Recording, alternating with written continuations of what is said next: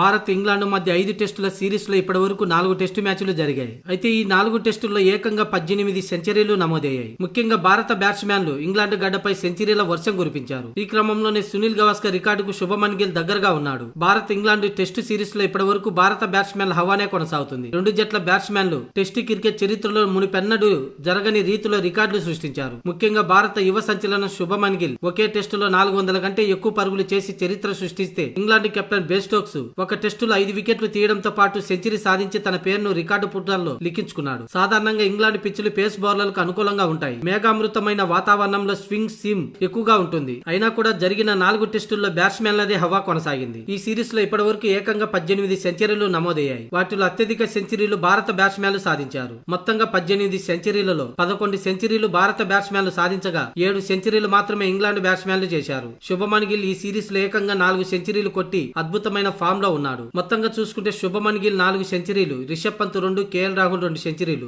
ఇక Ravindra Jadeja, Washington Sundar, SSP Jaiswal తలా 1 century బాదారు. ఇక ఇంగ్లాండ్ తరపున జో రూట్ 2 సెంచరీలు చేయగా, Ben Stokes, Ben Duckett, Harry Brook, Jamie Smith, Ollie Pope తలా 1 సెంచరీ సాధించారు. సెంచరీల విషయంలో టీమిండియా ఇంగ్లాండ్ ను అధిగమించింది. అయితే విజయాలు మాత్రం ఇంగ్లాండ్ ముందంజలో ఉంది. జరిగిన 4 టెస్టుల్లో 2-1 తేడాతో ఇంగ్లాండే పైచేయి సాధించింది. ఇక ఈ నెల 31 నుంచి ఓవెల్ స్టేడియంలో చివరి టెస్టు మ్యాచ్ జరగనుంది. ఈ మ్యాచ్ లో టీమిండియా గెలిచి సిరీస్ ను సమం చేయాలని చూస్తుంది. ఇదిలా ఉంటే 5వ టెస్టు మ్యాచ్ లో శుభమన్ గిల్ 2 ఇన్నింగ్స్ లో 11 పరుగులు చేస్తే టెస్టు సిరీస్ లో అత్యధిక పరుగులు చేసిన భారత కెప్టెన్ గా రికార్డు సృష్టిస్తాడు. సునీల్ గవాస్కర్ పేరుతో ఉన్న 732 పరుగుల్ని అధిగమిస్తాడు. గిల్ ఇప్పటి వరకు 4 టెస్టుల్లో మొత్తం 722 పరుగులు చేశాడు. చివరి టెస్టులో 11 పరుగులు సాధిస్తే గవాస్కర్ రికార్డును బద్దలు కొడతాడు.